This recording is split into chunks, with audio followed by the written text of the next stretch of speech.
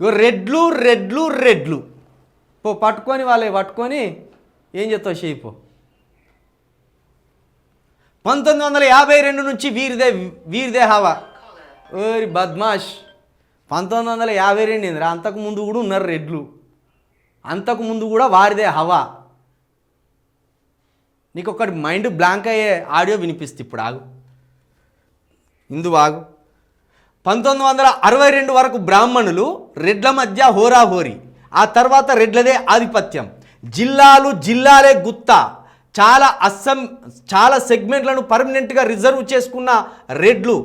నైజాం పాలన విముక్తి నుంచి నేటి అసెంబ్లీ వరకు ఇదే పరిస్థితి. మరి అదే రెడ్లు సాయుధ రైతాంగ పోరాటంలో కూడా నాయకత్వ పాత్ర పోషించిండ్రు. ఇట్లా ఉన్నారు వాళ్ళు, అట్లా ఉన్నారు.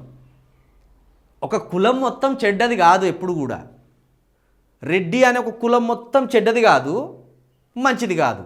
రెడ్డి అనే కులంలో మంచోళ్ళు ఉంటారు, చెడ్డోళ్ళు ఉంటారు. ఇప్పుడు నువ్వు చెప్తున్న 300 కాపుల్లో మంచోళ్ళు ఉన్నారు, చెడ్డోళ్ళు ఉన్నారు. మాదిగ వారిలో మంచోళ్ళు ఉంటారు, చెడ్డోళ్ళు ఉంటారు. కులాన్నే ఒక దొంగగా ఎట్లా చూపెడతావు ఈడియట్ ఫెలో? ఇప్పుడు ఆగు, వి ప్రకాష్ గారు 300 కాపే కదా, వి ప్రకాష్ గారు ఏం మాట్లాడిండో వినిపిస్తా మీకు.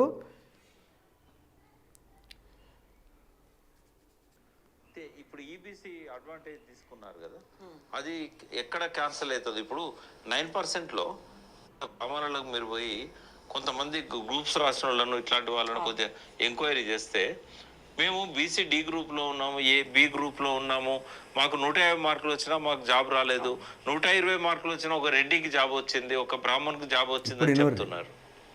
అంటే ఈ వివక్ష ఎందుకు ఇట్లా వచ్చింది? ఇప్పుడు ఈ లెక్క కరెక్ట్ చెప్తే అది వాళ్ళకి దెబ్బ పడుతుంది. అంటే ఇట్లాంటివన్నీ కూడా ఉన్నాయి. రెండవది ఏంటంటే 300 కాపుల మీద ఒక కక్ష కట్టి ప్రత్యక్షంగా వీళ్ళని ఎదగనియవద్దు.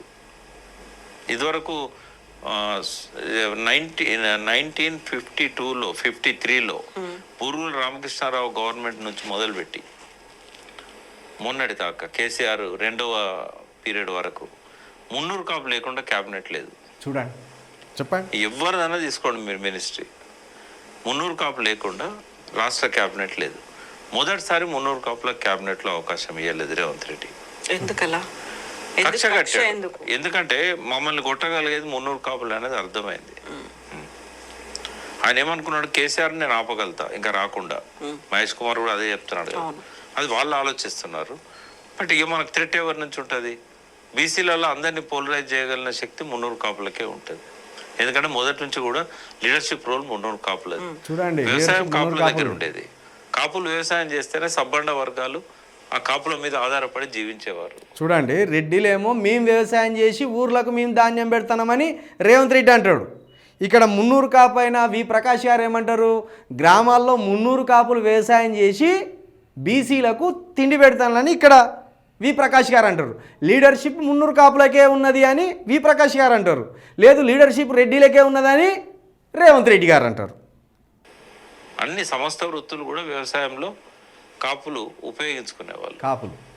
కాబట్టి ఒక లీడర్షిప్ రోల్ ఉంటుంది. తర్వాత వందల సంవత్సరాల కాలం నుంచి మొఘల్స్ నుంచి, అంతకంటే ముందు కుతుబ్ షాయిల నుంచి గ్రామాలలో పెత్తనం 300 కాపులు. చూడండి, గ్రామాల మీద పెత్తనం ఎవరిది? 300 కాపులది.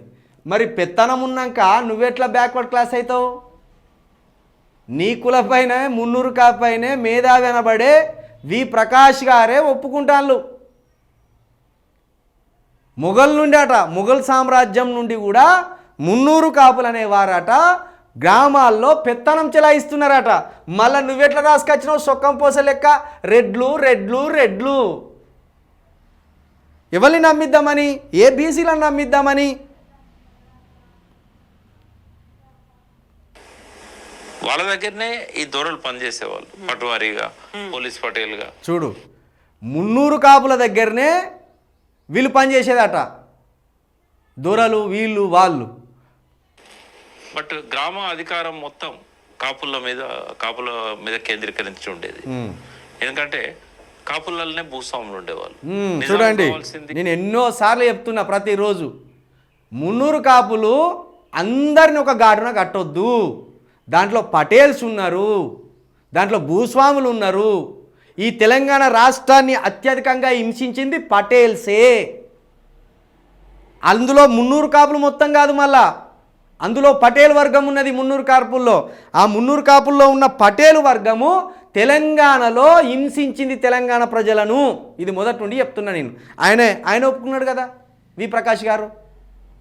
కుతుబ్ షాయిలకు కావాల్సింది ఏంటంటే గ్రామ పరిపాలన. ఆ గ్రామంలో ఎవరు పెద్ద రైతున్నాడో, ఎవరు వ్యవసాయం బాగా చేస్తున్నారో వాళ్ళ చేతుల్లో పెట్టాలనుకున్నారు. భూములు మొత్తం దోసుకున్నది వీళ్ళే, పటేలే. పేరుకి ఇట్లా రెడ్లు రెడ్లు రెడ్లు అంటాను కానీ మొత్తం భూములు దోసుకున్నది పటేల్ వర్గం. మన ఊర్లలో పటేల్ అంటాం మనం. పటేల్ ముదిరి రెడ్డి అయిండు గంతే, తర్వాత అంత మళ్ళీ అందరు రెడ్లు కాదు, మళ్ళా అదొకటి గుర్తుంచుకోవాలి.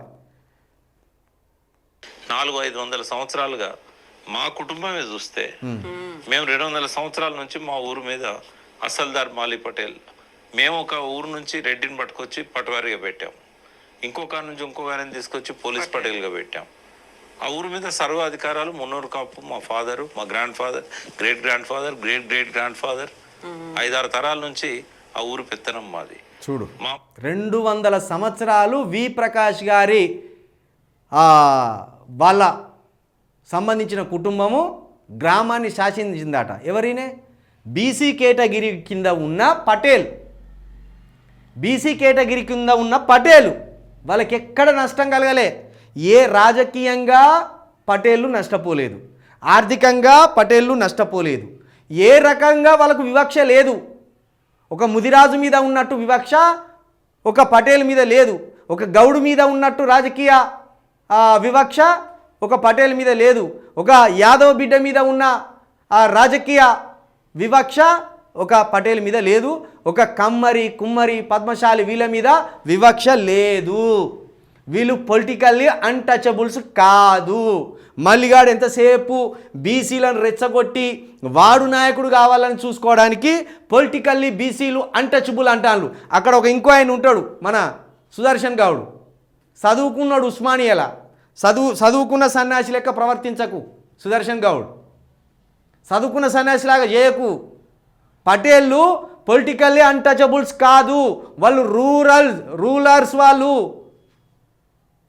వాళ్ళే దోచుకున్న వాళ్ళు. రెడ్ల కంటే అత్యధికంగా దోచుకున్నది పటేలే అని చెప్తున్నాడు వి ప్రకాష్ గారు. మా ఫాదర్ పుట్టినప్పుడు, మా ఫాదర్ 9 ఏళ్ళు ఉన్నప్పుడు వాళ్ళ నాన్న చనిపోయాడు. 9 ఏళ్ళకే పటేల్గిరి. నిజాం పీరియడ్లో ఎట్లుండేది చూడు, 9 ఏళ్ళకే పటేల్గిరి అంటే ఆ పోరడు ఏది చెప్తే అదే. ఇక వాడిని కొట్టబుద్ధి అయి 4 బరిగలు తీసుకొచ్చుకొని కొట్టినా ఊర్లల్లా హింస పెట్టింది ఎవరా? పటేళ్ళు. విసునూరి రామచంద్రరెడ్డి దొర మీద ఫైటింగ్ చేసిన చాక లైలమ్మకు స్నేహితుడిగా ఉన్న మోహన్ రెడ్డి గారు చాక లైలమ్మతోటి కలిసి కొట్లాడింది. పటేళ్ళు కొట్లాడలే. పటేళ్ళు ఎక్కడా? మీకు ఒక సామెత ఉన్నది, చెప్పకూడదు ఇప్పుడుగా. మన మున్నూరు కాపులల్లో అందరు షెడ్డోళ్ళు ఉండరు కదా, మల్లిగాని లెక్క మంచోళ్ళు ఉంటారు. ఆ సామెత చెప్తే బాగుండదు. రెడ్డిలు అన్న 4 మెతుకులు పెడతారా? రెడ్డిలో ఒక 4 మెతుకులు పెడతారు తినే కంచం నుండి. ఓకే, వాళ్ళు రాజకీయాలను శాసిస్తున్నారు, రాజకీయాల్లో ఎక్కువ వాటా దోసుకున్నారు కావచ్చు, కానీ అది ఎవరికి చైతన్యం లేక వాళ్ళు అట్లున్నారు. చైతన్యం రావాలి బీసీలకు వెళ్ళి. వచ్చి ప్రతి నియోజకవర్గం నుంచి కావచ్చు, ప్రతి పార్టీకి కావచ్చు మీరు డిమాండ్స్ పెట్టాలి. మళ్ళీ బీసీలు అంటే ఏ బీసీలు? మళ్ళా బీసీల కింద ఉన్న పటేళ్ళు పోయి తెచ్చుకుంటూ కాదు. రాజ్యసభలో ఇద్దరు పటేళ్ళు ఉన్నారు. ఇప్పుడు తెలంగాణ నుండి లోక్సభలో 2 పటేళ్ళు ఉన్నారు, అంటే 4 ఉన్నారు. రాజ్యసభ సభ్యులలో ఒక ముదిరాజ్ అన్న, ఒక యాదవ్ అన్న, ఒక గౌడ్ అన్న, ఒక పద్మశాలి అన్న ఉన్నాడా? పాత మేయరు మున్నూరు కాపే, ఇప్పుడు మేయరు మున్నూరు కాపే.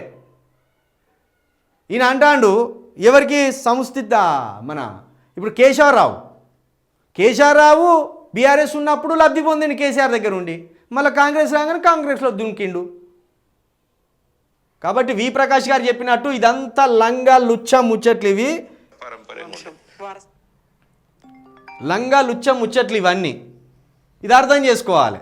బీసీల నష్టపోయేది నేను మళ్ళీ చెప్తున్నానే, వీడి లంగ మాటలన్నీ రాసుకొచ్చేది ఎందుకంటే ఇప్పుడు బీసీలను బీసీలో ఉన్న పెద్ద క్యాస్టులు ఏవైతే ఉన్నాయో బీసీలో పెద్ద క్యాస్టులు ఏవైతే ఉన్నాయో ఈ ముదిరాజులు, నేను ప్రతిరోజు చెప్తున్నా, ముదిరాజులు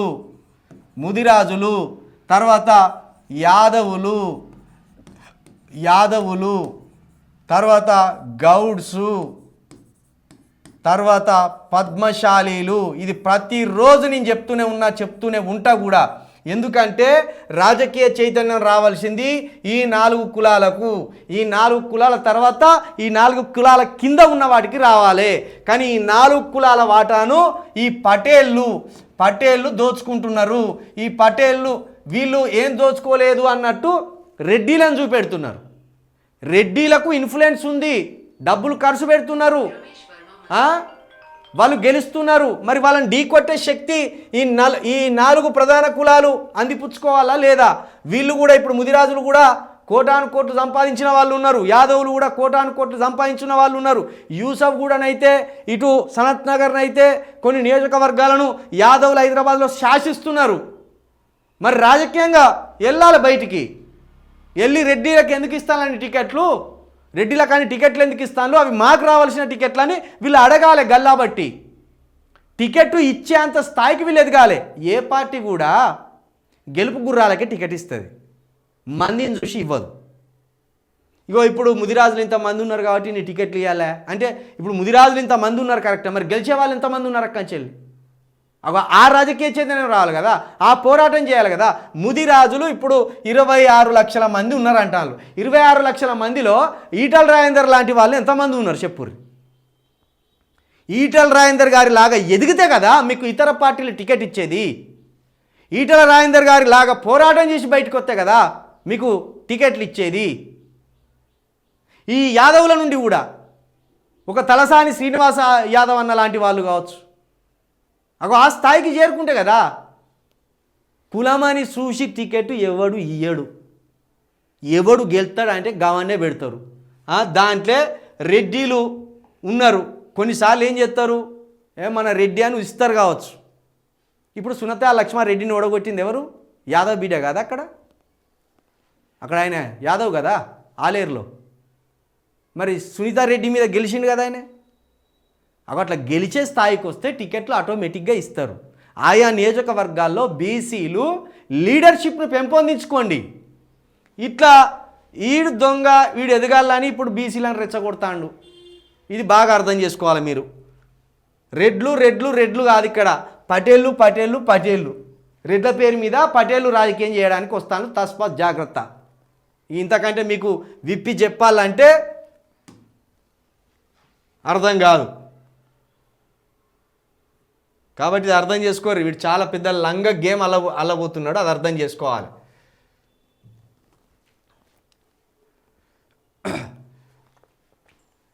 ఎన్ని దొంగ మాటలు రాసుకొస్తాడు ఆ రోజు, దొంగ మాటలు రాసుకొస్తాడు.